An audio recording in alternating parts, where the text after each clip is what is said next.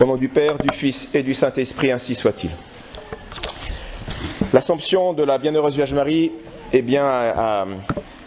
nous enseigne beaucoup de choses.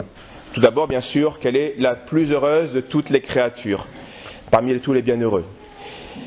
Mais elle nous dit aussi bien plus que cela. Elle nous rappelle d'abord aussi la sainteté de Marie, qui tient une place excellente, inégalable, une place suréminente au ciel. Mais il y a encore plus que cela, et c'est cette chose-là à laquelle nous pensons le moins, c'est que cette place suréminente de Marie au ciel, elle est pour notre bienfait aussi.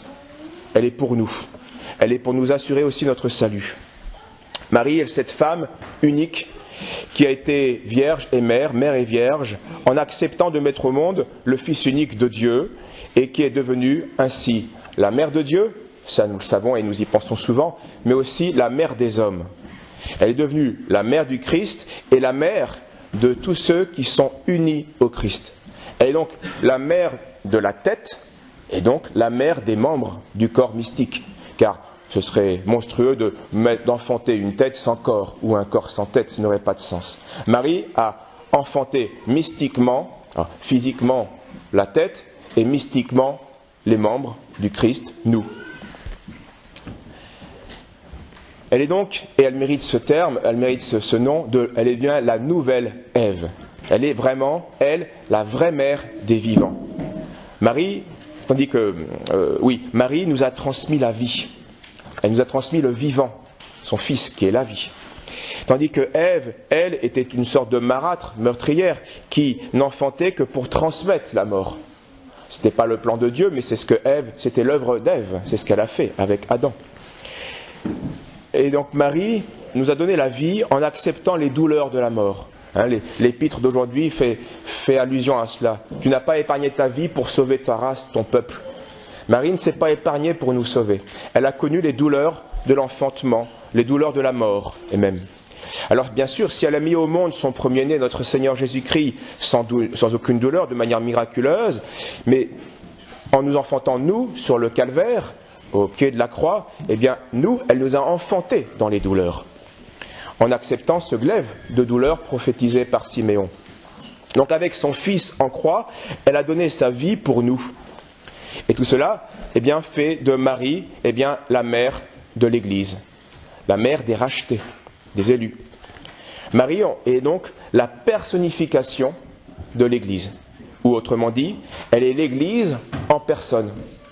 On pourrait même presque dire que s'il n'y avait que Marie dans l'Église, l'essentiel de l'Église serait là. Alors non pas bien sûr en quantité, car nous sommes les membres, il y a une multiplication des élus et des membres qui vont faire une certaine perfection au corps mystique, mais en qualité, tout est présent en Marie, suffisamment et essentiellement. Marie, remarquez-le, elle est l'aboutissement de toute l'ancienne alliance, et elle est le point culminant de la nouvelle alliance. Bref, elle est première en toutes choses, soit en glorification, soit en intention pour l'Ancien Testament. Elle est la plus parfaitement régénérée des élus, avec son immaculée conception. Elle est la plus parfaite croyante en l'incarnation, lorsqu'elle est consentie tout à fait librement et généreusement, car ce n'est pas seulement un acte de foi qu'elle a fait. Elle s'est donnée toute entière, elle s'est consacrée en faisant son fiat. Ce n'est pas qu'un acte de foi, c'est une consécration. Elle est la plus parfaite, donc, compagne du Rédempteur ici-bas. Elle est l'épouse de l'agneau, qui, comme le dit l'Apocalypse, le suit partout où il va. Normalement, au centre de la cité de Jérusalem, au centre de la cité mystique de l'Apocalypse, il y a l'agneau.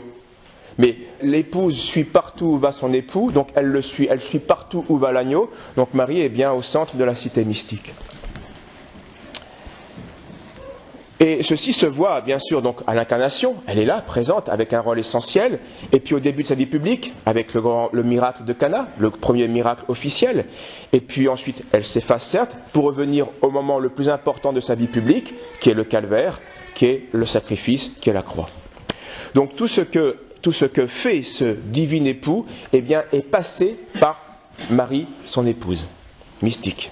Il est donc logique qu'au final, elle soit la créature la plus parfaitement glorifiée par cette Assomption.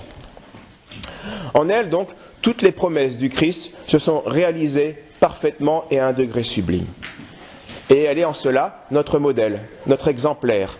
Elle est notre germe de salut. On pourrait même dire que l'histoire du salut se réduit à 2 termes, Jésus et Marie. Jésus parce que c'est le médiateur entre Dieu et les hommes. Marie parce que c'est l'Église en personne. C'est la parfaitement rachetée. C'est le plan de Dieu parfaitement restauré en Marie. Et nous alors? Eh bien nous, il n'y en est pas le 3e terme. Ou alors, si, d'une certaine manière, en tant que nous sommes les enfants. Mais nous sommes inclus dans le 2e terme, en Marie. Vous connaissez ces représentations du XIIIe siècle, ce qu'on appelle les Vierges de miséricorde, où on voit la Vierge qui étend son manteau, et sous le manteau, protégé, il y a toute l'Église, du pape jusqu'au simple fidèle. Ceci est une intuition artistique d'une vérité théologique. Nous sommes en Marie. Elle nous a portés et elle nous protège. Donc Marie a tout reçu et nous recevons de son abondance. Nous en recevons en partie de son abondance. Tous les biens sont répandus dans l'Église à partir de son excellence. Son lien avec le Christ est si intime, nous l'avons vu, eh bien qu'elle contient tous les élus. C'est-à-dire, tous les élus ont un lien nécessaire avec Marie, qui est la nouvelle Ève du nouvel Adam. Donc nous sommes en elle, comme les habitants de la cité mystique que Saint Jean, dans son Apocalypse, a vu descendre du ciel. Alors il désigne l'ensemble des élus par justement une cité. C'est logique, une cité c'est un ensemble de personnes dans un système hiérarchique, une cité. Mais l'image ne suffit pas pour dire toute la grandeur, toute la profondeur de ce mystère. Il va utiliser une deuxième image comme une femme, une nouvelle mariée qui vient voir son époux. Voici cette phrase bien connue de l'Apocalypse, où il a vu descendre du ciel, d'auprès de Dieu, la ville sainte, la Jérusalem nouvelle, vêtue comme une nouvelle mariée, parée pour son époux. Donc, cette cité mystique, cette épouse vêtue pour son époux, c'est Marie. Et nous sommes en Marie. Autre aspect de cette glorification de Marie, c'est que, ici-bas, Marie, durant sa vie, a été le siège de la sagesse. C'est cette invocation que nous disons dans l'Itanie. Sedes sapientiae, siège de la sagesse. Marie a été cela. Siège de la sagesse incarnée. Et elle sera ensuite, et c'est la fête d'aujourd'hui, eh bien le siège de sa gloire. Marie est le trône de Dieu. Le trône du Dieu souverain de l'univers. Elle est le siège du roi qui exerce sa puissance et sa souveraineté. Voilà pourquoi ces vierges romanes, eh bien, Marie n'était pas debout, ça va être plutôt les vierges gothiques, plutôt du XIIIe, XIVe, mais avant, du 8e au XIIe siècle, les vierges sont assises. Elles ont l'enfant Jésus sur ses genoux, parce que c'est Marie le siège, l'intermédiaire entre les hommes et Dieu. Celle qui a permis au Fils de Dieu de s'incarner, de s'enfanter. Elle est le siège de la sagesse incarnée, le trône. Et Saint Bernard a des paroles magnifiques à ce sujet. Il s'adresse à Marie et à propos du Christ. Et il déclare, vous avez été, il parle à Marie, vous avez été l'hôtellerie de son pèlerinage, qui a permis à Jésus de prendre vie. Vous serez aussi le palais de sa royauté. Ça, c'est l'Assomption. Vous serez le palais de sa royauté. Quand il vint pour combattre sur terre, vous lui avez été une tente, même image, une protection provisoire. Maintenant qu'il triomphe au ciel, vous lui serez un trône. Et après avoir été le lit nuptial de l'époux incarné, vous serez le trône du roi couronné. Et ceci est très juste, les psaumes parlent en effet de lit nuptial à propos de quand notre Seigneur s'est incarné, il s'est comme uni à la nature humaine. Et cette union est donc comparée à un mariage. Et où s'est fait ce mariage? Sur quel lit nuptial s'est fait cette union? Eh bien, dans le sein de Marie. Marie est donc bien le siège de la sagesse, le lit nuptial, etc. Toutes ces images manifestent bien le rôle unique de Marie. Marie devait donc être élevée, et a donc été élevée corps et âme au ciel, avec une place toute particulière et une gloire inégalable. La Mère de Dieu a été la première personne humaine qui a réalisé en elle la fin dernière pour laquelle le monde avait été créé. Puisque notre Seigneur n'est pas une personne humaine, vous le savez, c'est une personne divine avec nature humaine. Donc la première personne humaine à être vraiment glorifiée, à avoir vraiment été la raison d'être de la création et de la rédemption, c'est Marie. L'Église a donc en Marie, eh bien, un début, une anticipation, une garantie de sa gloire future qui a été promise aux membres. Marie est donc la première personne de l'Église parce qu'elle est la première personne des régénérés, des rachetés. Elle est l'idéal de l'Église parce que, eh bien, elle était sans péché et surtout sans retard dans son abandon, dans sa consécration à la volonté de Dieu.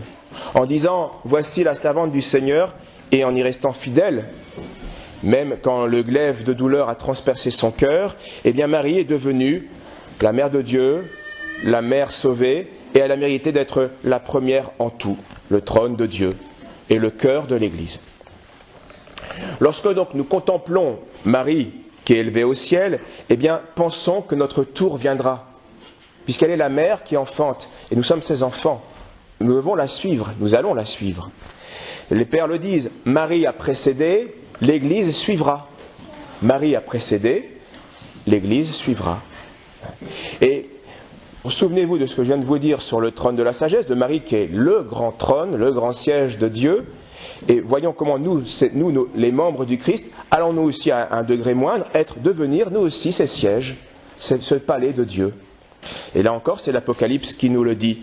Saint Jean s'adresse dans une de ses lettres à une église, c'est-à-dire en fait c'est à l'église de manière générale, et il lui donne de manière allégorique, il lui raconte la gloire à laquelle elle est appelée.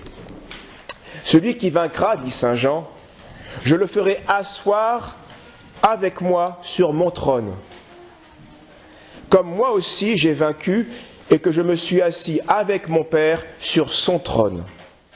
Que celui qui a des oreilles entende ce que l'Esprit dit aux églises. Et cette manière allégorique, qu'est-ce qu'elle nous dit ? Elle nous parle de notre glorification, de notre déification. Nous allons être assis sur le trône de Dieu. C'est ce que saint Pierre disait en son épître de manière explicite et non allégorique. Nous sommes participants de la nature divine. Assis sur le trône de Dieu, c'est partager la vie trinitaire de Dieu. Alors cette gloire qui sera nôtre, si nous suivons Marie dans sa foi, dans sa consécration totale et définitive, sans retour à Dieu, dans sa fidélité virginale, dans son union et dans sa configuration au Christ, donc avec ce glaive de douleur, avec ce martyr à la croix, eh bien alors à ce moment-là, eh bien oui, notre gloire sera celle-là. Nous serons des trônes, des palais de Dieu, dans la cité mystique, assis avec Jésus et Marie, de manière mystique bien sûr, pas physique. Encore que, on a un corps. Alors si notre instinct chrétien, il nous pousse de manière habituelle à recourir à Marie dans nos besoins, nos secours et dans nos peines, c'est bien, mais ce n'est qu'un instinct, je dirais, primaire. Il faut aller plus loin que l'instinct, il faut fortifier cet instinct. Il ne faut pas invoquer Marie uniquement dans nos besoins et nos peines, il le faut, mais pas uniquement dans nos besoins et nos peines terrestres. Il faut aussi l'invoquer et l'imiter dans sa gloire future, dans sa gloire céleste. Car cette gloire, elle est pour nous. Cette gloire, c'est la nôtre en préfiguration. Donc, et ce n'est pas pour rien que c'est une fête d'obligation. Ce n'est pas pour rien que c'est un des mystères glorieux. Cette fête est capitale pour nous. Elle ouvre une porte sur notre future glorification. Alors, disons notre chapelet, ce mystère, pensons souvent à ce mystère de l'Assomption, car il est nécessaire pour l'équilibre et la santé, je dirais, intérieure de notre vie spirituelle. C'est sans cette image du futur, eh bien le présent est beaucoup plus difficile à porter. Au nom du Père, du Fils et du Saint-Esprit, ainsi soit-il.